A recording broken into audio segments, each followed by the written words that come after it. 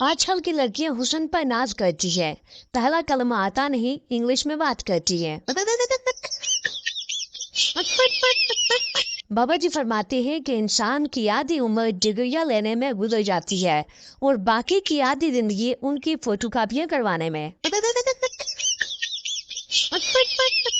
ایک دیہاتی کی بیوی کی طبیعت بہت خراب ہوئی تو اسے شہر کے ہسپتال لے جایا گیا۔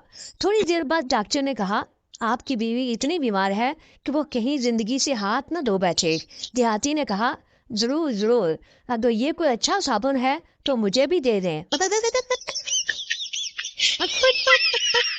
کلاس کا بچہ، میڈم میں آپ کو کیسا لگتا ہوں؟ میڈم سو سویٹ، بہت پیارے لگتے ہو۔ بچہ تو پھر میں اپنے امی ابو کو آپ کے گھر بھیجوں؟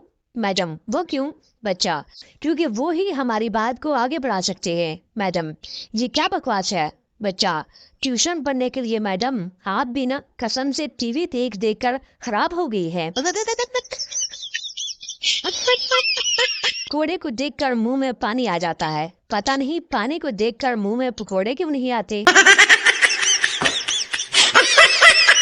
لڑکیاں بس میں سیٹ کے لیے لڑ رہی تھی۔ کنڈکٹر کیوں لڑ رہی ہو؟ جو عمر میں بڑی ہے بیٹھ جائے۔ بس پھر کیا، دونوں پورے راستے کھڑی رہی۔